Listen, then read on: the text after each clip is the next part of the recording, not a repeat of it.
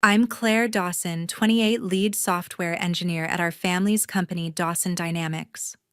On a muggy Friday night in October, I sat at our Austin dining table expecting just another ordinary family dinner. Instead, my entire world flipped upside down. My dad slammed his fist on the table, his voice booming. "Claire, give up your position at the company or you're out of this family." My mom nodded, her eyes cold, adding, "Your sister will be taking over as CEO. She's the future." My sister smirked, sipping her wine as if victory was already hers. This wasn't dinner, it was an ambush.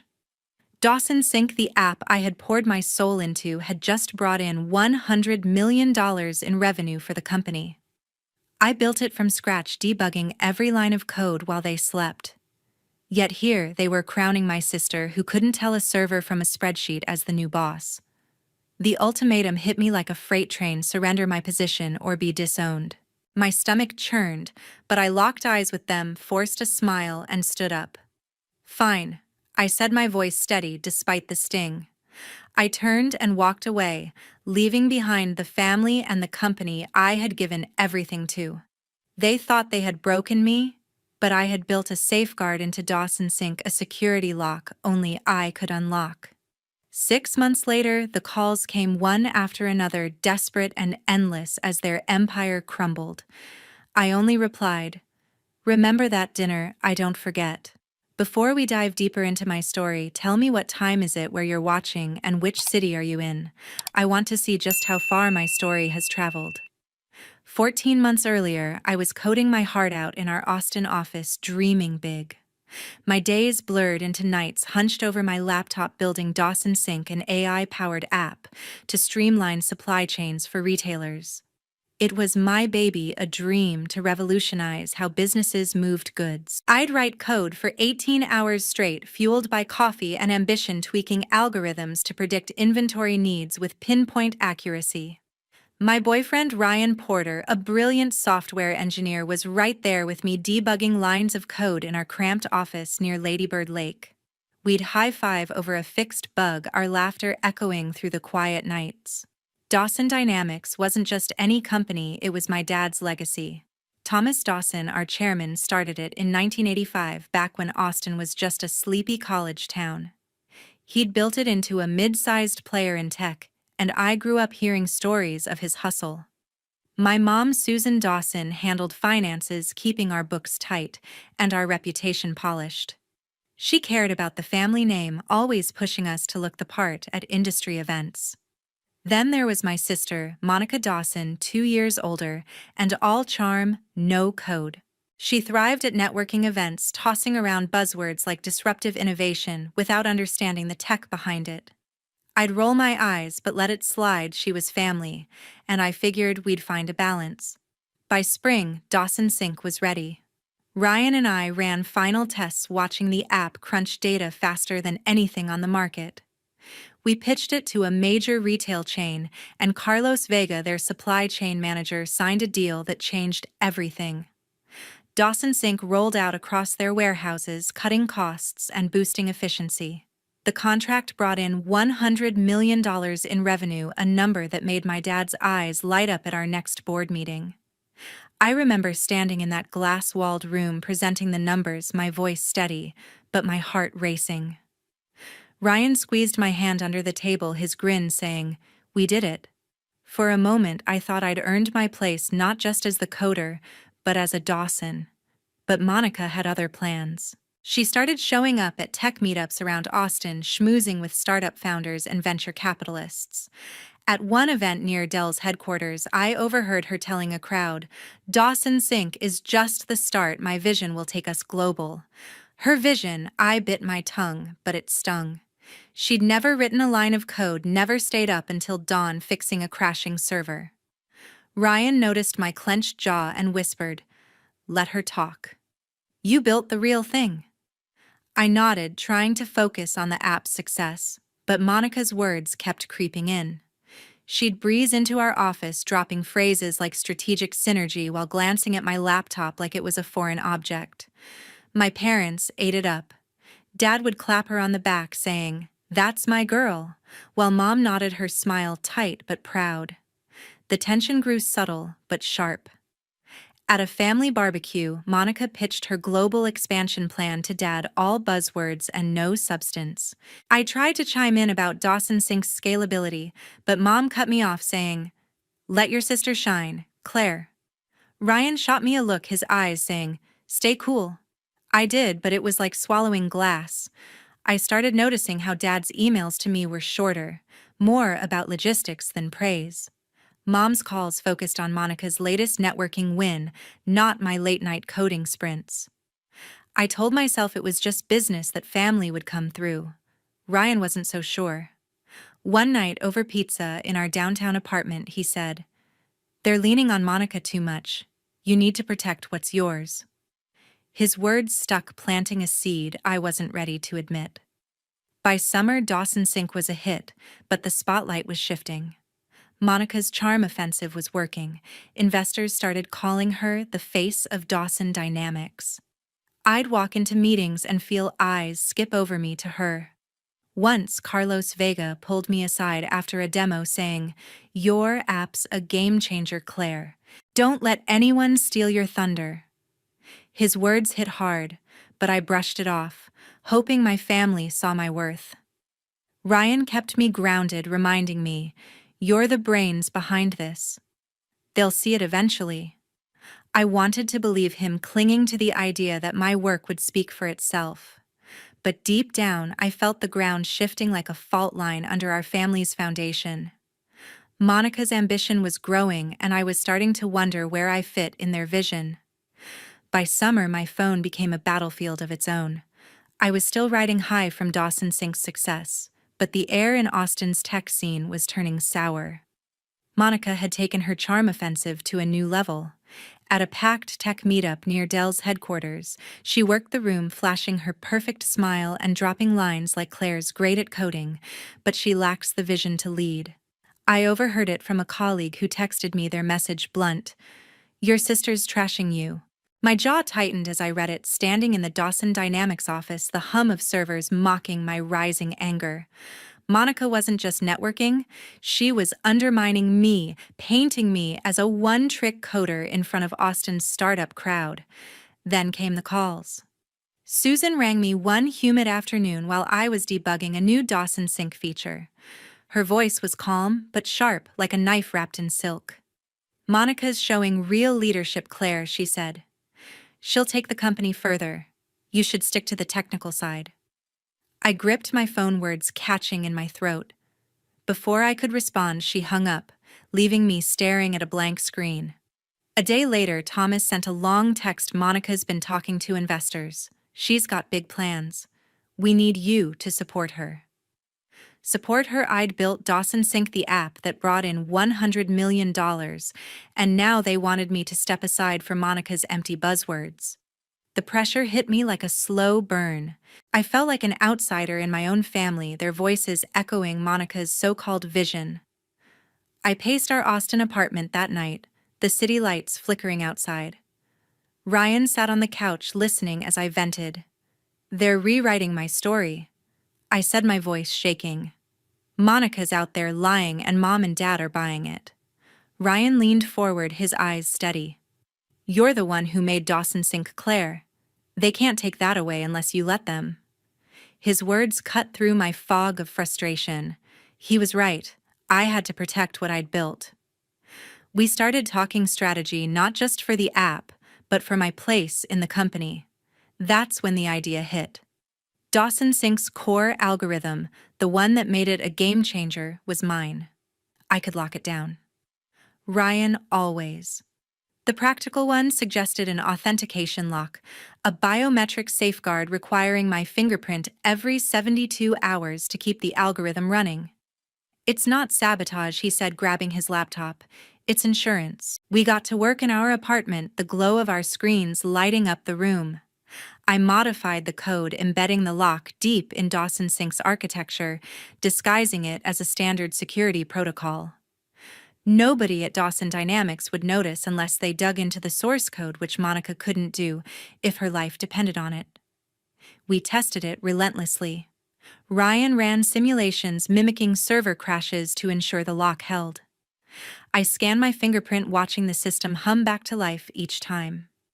"This is your shield," Ryan said, his voice firm as we finalized the setup. I nodded, feeling a mix of relief and defiance. The lock wasn't just about protecting Dawson Sink, it was about protecting me. If my family wanted to push me out, they'd learn what happened when you sidelined the person who built your empire. But I still held on to a sliver of hope. Maybe Mom and Dad would see my worth, realize Dawson Sink wasn't just a product, but my legacy. I kept working, tweaking the app, answering Carlos's emails about expanding the contract. He'd call me directly saying, "Claire, your app's saving us millions. Keep it up." His praise felt like a lifeline, a reminder that someone valued my work. But at home, the distance grew. Monica's name was all over Thomas's emails, her strategic meetings dominating his calendar. Susan stopped asking about my projects. Her texts now about Monica's latest investor lunch. I'd read them and feel my chest tighten, like the family I'd known was slipping away. Ryan kept me sane. One evening, as we walked along Ladybird Lake, he grabbed my hand and said, "You're not just a coder, Claire. You're the heart of that company." I wanted to believe him, but Monica's rumors were spreading faster than I could code. At another tech event, a founder pulled me aside asking, "Is it true you're just the tech grunt behind Monica's big ideas?" I forced a laugh, but inside, I was seething. The groundwork was being laid, Monica was stealing my spotlight, and my parents were paving the way. That Friday night in October, the dinner table turned into a war zone. I sat across from my family in our Austin home, the clink of silverware cutting through the silence. I'd spent months pouring my soul into Dawson Sink, the app that brought in $100 million for Dawson Dynamics. I expected a pat on the back, maybe even a toast. Instead, Thomas stood up, his face hard as stone, and declared Monica's taking over as CEO next week. "Claire, you need to resign for the good of the company." The words hit like a punch to the gut. I froze, my fork hovering over my plate as Susan added, her voice icy, "If you don't, you're out of this family." Monica leaned back, her lips curling into a smug grin, and said, "Face it, Claire, you're not cut out to lead." The room felt like it was closing in. My heart pounded, but I forced myself to breathe. "You're serious?" I asked, my voice sharp. Thomas didn't flinch. "Monica's got the vision we need," he said, folding his arms. "You're a coder, not a leader." Susan nodded, her eyes avoiding mine. "We've decided," she said. "Monica's ready." Monica chimed in, her tone dripping with condescension. "You're good at the tech stuff, Claire, but leadership." "That's my thing." I stared at them, the people I'd trusted most now, rewriting my worth. Dawson Sink was my creation, 18-hour days, endless, debugging my brain in every line of code. And they were handing it to Monica, who couldn't even log into our servers without help. I pushed back, my voice steady but burning. "I built Dawson Sink. It's the backbone of this company. You think Monica can run it?" Monica scoffed, rolling her eyes. "I don't need to code to lead," she said. "I've got the big picture." Thomas raised a hand, cutting me off. "Enough, Claire. Resign by Monday or you're done here. Family included." Susan's silence was louder than her words, her face a mask of agreement. The betrayal sank deep like a blade, twisting in my chest. I'd given everything to Dawson Dynamics, and they were tossing me aside for Monica's empty promises. I could have screamed, throw my plate, or begged them to see reason. But I didn't. I locked eyes with Thomas, then Susan, then Monica, and felt a strange calm settle over me. I'd seen this coming, Monica's rumors, their sidelong glances, the way they'd started praising her vision over my work. I stood up, my chair scraping the floor, and forced a smile. "Fine," I said, my voice cold but even. "If that's your choice, I'm done." Monica's smirk faltered for a split second, like she hadn't expected me to walk away so easily. Thomas's jaw tightened, but he said nothing. Susan looked down, her hands fidgeting with her napkin. I grabbed my jacket and headed for the door, my pulse racing but my steps deliberate. Outside, Ryan was waiting in his car, his face lit by the dashboard glow. He took one look at me and knew. They did it, didn't they? He asked, his voice low. I nodded, sliding into the passenger seat. They want Monica as CEO. Told me to quit or lose them. Ryan's hand found mine, his grip tight. They'll see your value, Claire, he said. They'll regret this. I leaned back, staring at the Austin skyline blurring past. They will. I said, my mind flashing to the authentication lock we'd buried in Dawson Sync's code. That lock, my fingerprint, my control, was my ace in the hole. They thought they could erase me, but I'd built a safeguard they couldn't touch. As we drove through the city, the sting of their words lingered. I replayed Monica's smug grin, Thomas's cold ultimatum, Susan's silent betrayal. I'd grown up in that house, idolizing my dad's hustle, trusting my mom's fairness, even admiring Monica's confidence. Now it felt like a lie, but I wasn't broken. The lock Ryan and I had coded was more than protection, it was power. I pictured Monica trying to run Dawson Sync without me fumbling in a boardroom she didn't understand. The thought sparked a flicker of defiance in my chest. They'd handed me an ultimatum, but I wasn't the one who'd lose. Ryan pulled into our apartment lot, turning to me. You okay? He asked, his eyes searching mine. I nodded, my smile real this time. I'm not done yet, I said. They'll see what happens when you bet against me. He grinned, squeezing my hand again. That's my girl. I stepped out, the night air cool against my skin, and felt something shift inside me. The family I'd known was gone, but I had Ryan, my work, and a plan. They'd pushed me out, but I wasn't leaving empty-handed. 1 week after I walked out, my phone was blowing up like Austin's rush hour. I was in my apartment sipping coffee with Ryan when the first call came. It was Carlos, his voice tight with panic. Claire, Dawson Sync's tanking inventory's a mess. Efficiency's down 40%. What's going on? I leaned back, my pulse quickening. The authentication lock we'd buried in the code had kicked in right on schedule.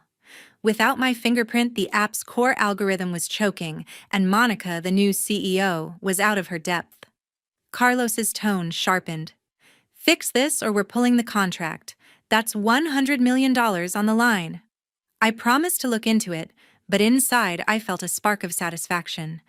They'd learn what happens when you push out the one who built the machine. By noon, my inbox was flooded. Dawson Dynamics was in chaos, emails from engineers, reported servers stalling, clients complaining about delayed shipments. Monica had taken charge, but she was floundering. I got a text from a junior coder. Monica's yelling at us to fix the code, but she doesn't even know where to start. I pictured her in the boardroom throwing around buzzwords like optimize while the team scrambled. She'd never touched Dawson Sync's source code, couldn't tell a function from a firewall. The office, once my second home, was now a circus, and Monica was the ringmaster without a clue. Then Thomas made his move. A sleek black car pulled up outside my apartment that afternoon, and out stepped Daniel Harper, the family's lawyer. He sat across from me, his briefcase snapping open like a warning shot. Claire, he said, his voice smooth but firm, Thomas needs you back to save the company's legacy. Name your terms. I raised an eyebrow, leaning forward. Legacy. They chose Monica over me. Daniel didn't blink. They're desperate. The board's panicking, clients are jumping ship. Come back, or Dawson Dynamics is finished. I stared at him, the weight of their betrayal still fresh. They'd forced me out, and now they wanted my help to clean up their mess. That evening, Susan called, her voice trembling over the line. Claire, don't destroy the company, she pleaded. This is our family's work, your father's dream. Please come back. I gripped the phone, my knuckles white. You told me to quit or lose you. I said, my tone cold. You made your choice. She stammered, her words breaking. We didn't mean it like that. Monica's struggling. We need you. I hung up, my chest tight with anger and a strange sense of power. They'd built their empire on my work, and now it was crumbling without me. Ryan was my anchor. We sat on our couch, the Austin skyline glowing outside. "They're begging now," I said, scrolling through Thomas's emails, each one more desperate than the last. Ryan grinned, his eyes sharp. "You've got them, Claire. They can't run Dawson Sink without you. Make them pay for it." His words lit a fire in me. I wasn't going back to grovel, I'd make them see my worth on my terms. We brainstormed and I decided to consult, but not for free. $2,000 an hour, I told Ryan, my voice steady. "If they want my help, that's the price." He laughed, pulling me close. "That's my girl. Hit them where it hurts." I emailed Daniel that night, laying out my terms: $2,000 per hour, no equity, no apologies accepted. The next morning he replied, "Agreed. Start immediately." I felt a rush, like I'd just played my strongest card. Dawson Sink was my creation, and now I'd use it to teach them a lesson. I started planning, not just to fix the app, but to set the stage for my next move. The lock was still active, my fingerprint the only key.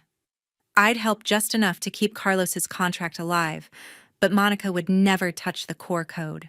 This wasn't about saving Dawson Dynamics, it was about showing them who really held the power. As I prepared, the chaos at Dawson Dynamics grew. Carlos called again, his voice edged with frustration. "Claire, we're losing millions daily. Tell me you're on this."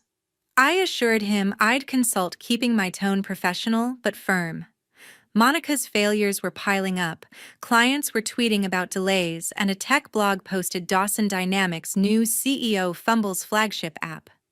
I read it and felt a grim smile spread across my face. They'd crowned Monica, but she was sinking fast. Thomas and Susan's pleas echoed in my head, but I pushed them aside. They'd chosen their side at that dinner table. Now, I was choosing mine. A week later, I walked into Dawson Dynamics like I owned the place. The glass doors swung open, and Brenda Holt, the receptionist, looked up from her desk, her eyes wide. "Claire Dawson, you're back," she said, her voice a mix of shock and relief. I gave her a nod, my laptop bag slung over my shoulder, and headed to a corner office they'd set up for my consulting gig. At $2,000 an hour, I wasn't here to play nice.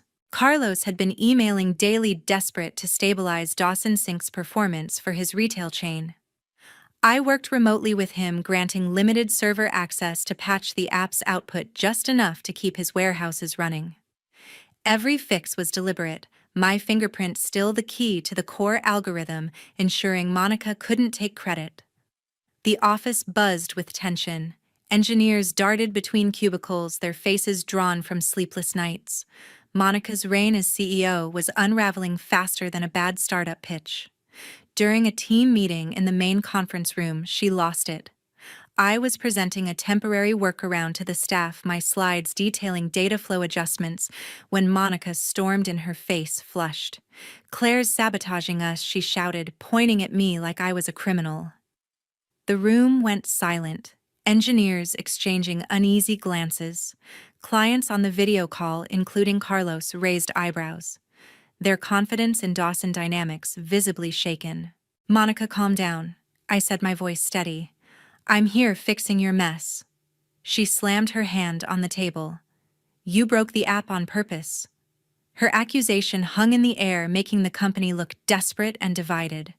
I kept my cool, but inside, I was seething. Monica's outburst was a gift. She'd just exposed her incompetence to everyone. Carlos's voice crackled through the call. "If you can't sort this out, we're suing for breach of contract. This is costing us millions."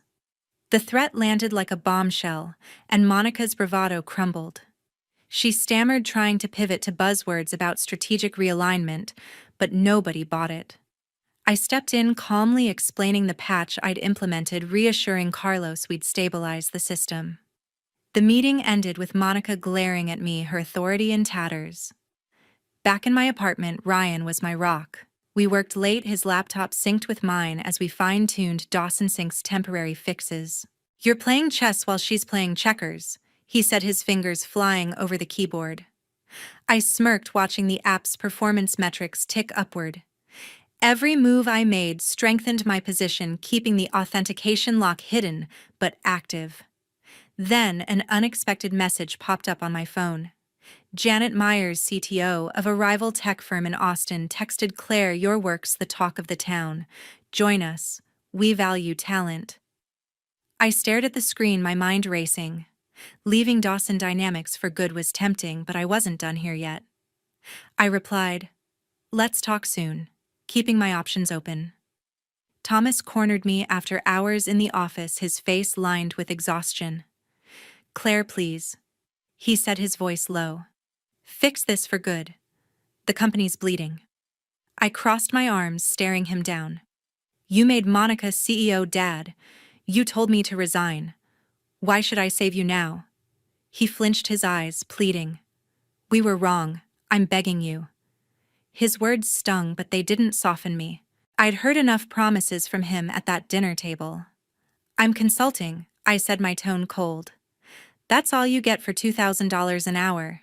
He walked away, shoulders slumped, and I felt a pang of guilt, but only for a moment. They'd chosen Monica over me, and now they were paying the price. Carlos called the next day, his patience razor thin. "Claire, we're prepping legal action," he said. "Your app's still lagging, and Monica's a liability. Fix it, or we're done." I assured him I was working on it, but my mind was elsewhere. The authentication lock was my leverage, and I was ready to pull the trigger. Every patch I sent Carlos kept his contract alive, but I was laying the groundwork for something bigger. Monica's public meltdown had cracked Dawson Dynamics' reputation, and I was about to widen that fracture. I spent nights sketching out my next steps, my plan to reveal the lock's existence taking shape. This wasn't just about saving the company, it was about showing them who'd built it and who could break it. Ryan noticed my focus, his eyes narrowing as we worked. "You're not just fixing this, are you?" he asked, leaning back in his chair. I met his gaze, a slow smile spreading. "I'm setting the stage," I said. "They'll know exactly what I'm capable of." He nodded, his grin matching mine. The office might have been Monica's battlefield, but it was my chessboard. Janet's offer lingered in my thoughts, a lifeline if I chose to walk away. But for now, I was in control, and Dawson Dynamics was about to learn what happened when you underestimated Claire Dawson. 3 months later, Monica's wedding became my stage. The venue, a sprawling Austin estate, was draped in white roses and string lights, but I wasn't there to celebrate. I'd been invited as a formality, a nod to family ties that felt more like a trap. I stood at the edge of the reception, my black dress sharp against the pastel crowd, watching Monica glide through guests in her gown. Dawson Dynamics board members were there, sipping champagne, unaware of the bomb I was about to drop. Carlos had emailed me that morning, his tone clipped. "We're cutting half the contract. Dawson Sync's still unstable." The news didn't surprise me, the authentication lock I'd embedded ensured it. Today, I'd make sure everyone knew why. The speeches began, and I seized my moment. I stepped to the microphone, my heart steady, and addressed the room.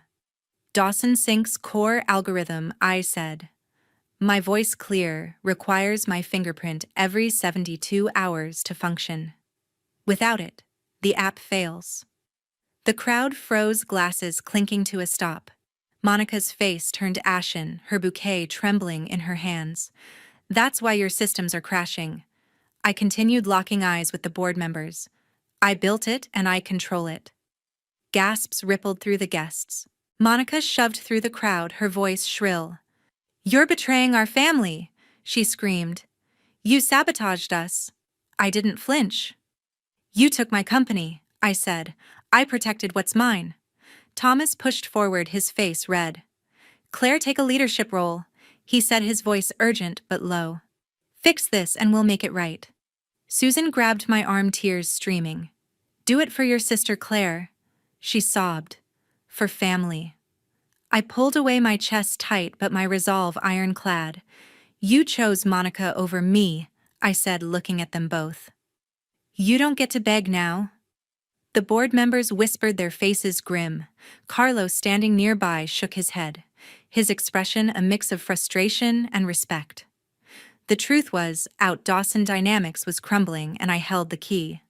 I left the microphone and walked out, the weight of their stares on my back.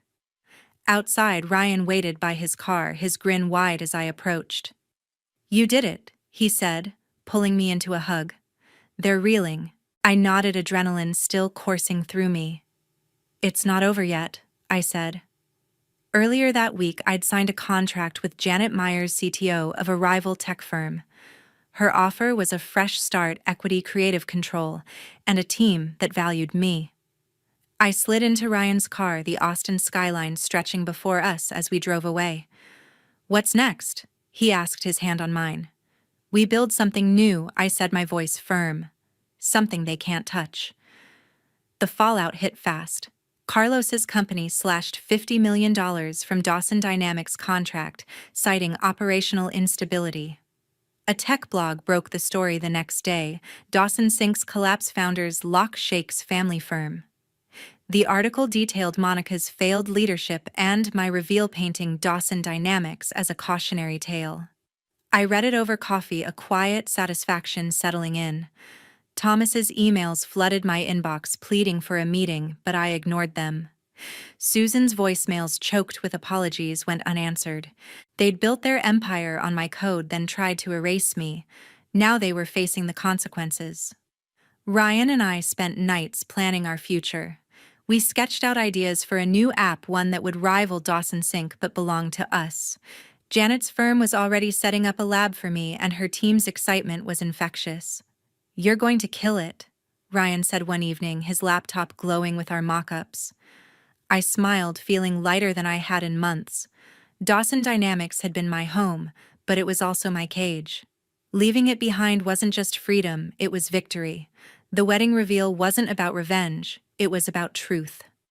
Monica's accusations, Thomas's offers, Susan's tears, they couldn't change what they'd done. I'd given them everything, and they'd thrown it away for a vision that didn't exist. As Ryan and I drove through Austin's streets, the city lights blurred into streaks of possibility. I wasn't the coder they'd dismissed anymore. I was Claire Dawson, the one who'd built an empire and walked away when it turned on me. Dawson Dynamics would limp on, but without me, it was just a shadow. My future was mine to write, and I was ready to start. 2 months after Monica's wedding, Austin's spring breeze carried my new freedom. I stood in the sleek offices of Janet Myers' tech firm, watching our new app Nexus Flow dominate the market. It was generating $200 million in revenue, double what Dawson Sync ever achieved at its peak. My team engineers, who respected my vision, cheered as we hit another milestone. Janet clapped me on the shoulder, her grin wide.